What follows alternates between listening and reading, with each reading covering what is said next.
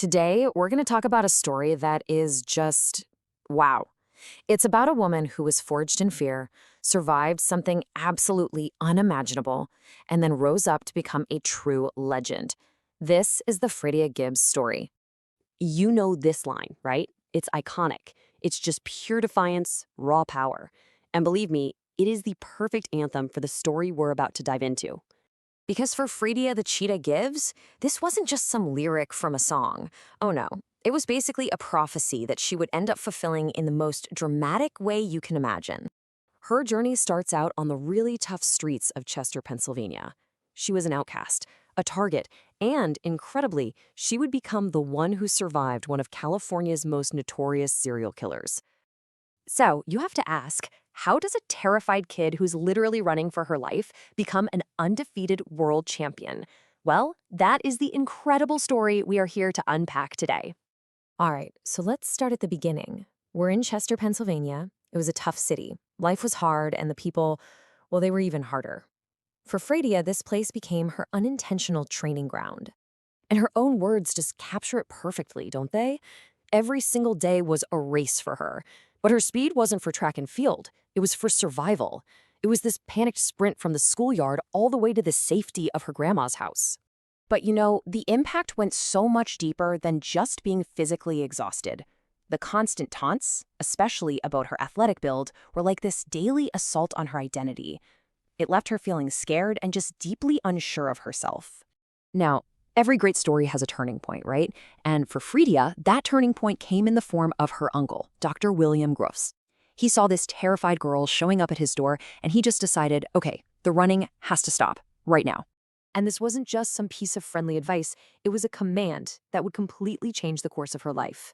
Her uncle decided he wouldn't just protect her, he was going to teach her how to protect herself.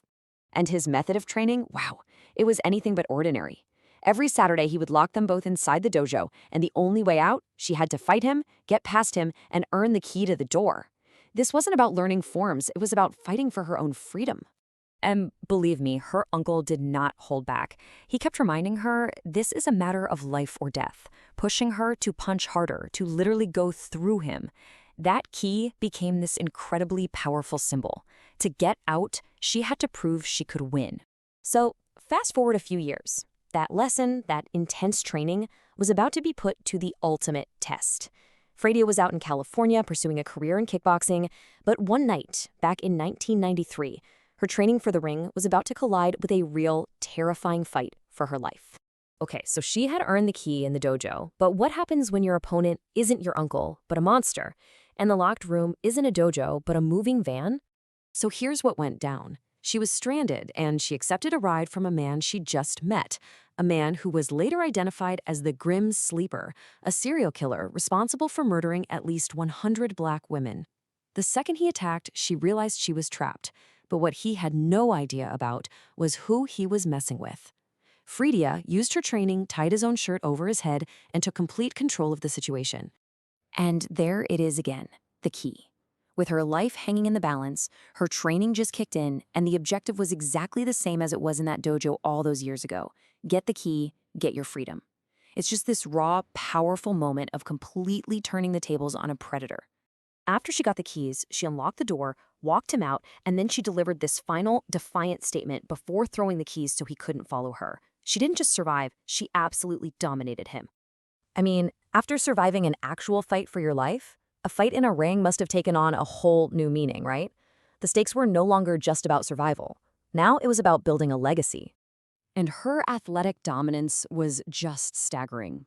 Before she ever even stepped into a professional ring, she was an All-American in basketball and is still Cabrini University's all-time leading scorer. She was already a 3-time Taekwondo world champion. An undefeated kickboxing record was really just her next chapter. So this all set the stage for the fight of her life in 1994. She was the underdog against this formidable French champion, Valérie Wet Henin, a woman literally known as the most dangerous woman in the world. And as if that wasn't enough, while Fredia walked to the ring, a heckler's racist shout just cut through the noise, adding a layer of disrespect to an already immense challenge. The fight was absolutely brutal, By the third round, Fredia was fading. She said her legs felt weak.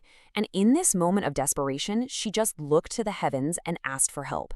It's a powerful reminder that even the toughest fighters in the world face moments of doubt. And then, just like that, it was over. She delivered a devastating kick and followed it with one single thunderous overhand right. Wheat Hennon was knocked out colds. Fredia Gibbs wasn't the challenger anymore. She had taken the title. That victory wasn't just a win in the record books. It was the coronation of a new icon. The girl who used to run from bullies was now the woman that nobody could beat. Her impact was immediately cemented in history. She became the very first African-American female ISK world champion. Her hometown gave her the key to the city. I mean, what a symbol for a life she spent fighting for it. And she was immortalized in bronze, sharing a rare combat statue honor held only by the legendary Bruce Lee. From the streets of Chester to the world stage, Fredia's story is just a masterclass in facing your fear and fighting back. She proved that the very things we run from can forge the strength we need to win. So the only question left is the one she poses to all of us.